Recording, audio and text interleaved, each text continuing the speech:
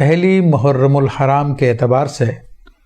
اہلیان اسلام کے لیے ایک وظیفہ میں پیش کرتا ہوں، اور اس وظیفے کو امام العاملین حضرت علامہ ابو العباس بونی رحمۃ اللہ تعالی علیہ نے شمس المعارف میں بیان فرمایا کہ جو کوئی بھی پہلی محرم الحرام کو 130 مرتبہ بسم اللہ الرحمن الرحیم لکھ لے تو انشاءاللہ تبارک و تعالیٰ، اور اسے لکھ کے اپنے پاس رکھے تو انشاءاللہ اس کو کوئی ناپسندیدہ بات نہیں پہنچے گی۔ اور چونکہ اس کو ایک نسبت ہے کہ سال کی ابتدا پہلے محرم سے ہو رہی ہے، اور پہلی محرم ہی کو آپ اپنا آغاز بھی بسم اللہ سے کر رہے ہیں، اللہ کے نام سے کر رہے ہیں، اور جس کا آغاز آپ اللہ کے نام سے کر رہے ہیں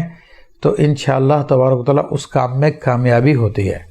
کہ نبی کریم صلی اللہ تعالی علیہ وآلہ وسلم کی حدیث مبارکہ ہے، کل امر ذی بال، یہ الفاظ حدیث شریف کے جو عموماً کتابوں کے شروع میں بیان ہوتی ہے کہ ہر اچھا کام،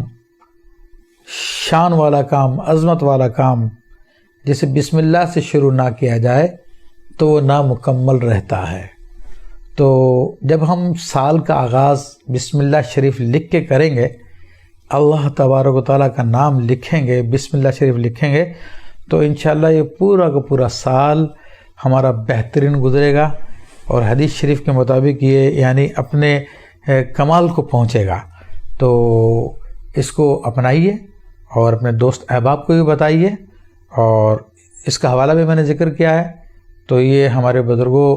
کا دیا ہوا وظیفہ ہے، تو اس کو لکھنا چاہیے، اور بسم اللہ کی ویسے اتنی بے شمار برکتیں ہیں کہ اگر اس پہ پوری گفتگو کی جائے تو اس میں بھی گھنٹوں گزر سکتے ہیں، لیکن بہرحال یہ ایک آسان وظیفہ ہے، اس کو کرنا چاہیے۔ اللہ تعالیٰ سب کو توفیق دے، آمین۔ اچھا، اس میں اور بات ذکر کر دوں کہ بسم اللہ شریف لکھ کے آپ اس کو بطور تعویذ ریگزین وغیرہ میں ڈال کے پلاسٹک کوٹنگ کر کے تو ریپ کر کے پلاسٹک میں، تاکہ پانی سے محفوظ ہو جائے، اپنے گلے میں بھی ڈال سکتے ہیں، اور اگر آپ اپنی پاکٹ میں اس کو رکھنا چاہیں تو اس کو لپیٹ کر اپنے پاکٹ میں رکھیں، لیکن سائڈ پاکٹوں میں، پینٹس کی پاکٹوں میں نہیں ہو، کیونکہ پینٹس کی پاکٹیں عام طور پہ بیٹھنے میں دب جاتی ہے، تو پھر اس میں ایک بے ادبی کا پہلو آتا ہے۔ تو جیب کی پاکٹس ہوں یا فرنٹ پاکٹ ہو تو اس میں آپ ڈال کے رکھ سکتے ہیں، گھر میں اس کو بطور نقش کے لگا سکتے ہیں، اپنی دکان میں لگا سکتے ہیں برکت کے لیے۔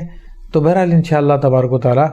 اللہ تبارک و تعالیٰ تو ہر چیز عطا فرمانے والا ہے، اس سے جو بھی حسن ظن رکھیں گے انشاءاللہ تبارک و تعالیٰ آپ کے حسن ظن کے مطابق عطا فرمائے گا۔ اللہ تعالیٰ سب کو توفیق عطا فرمائے۔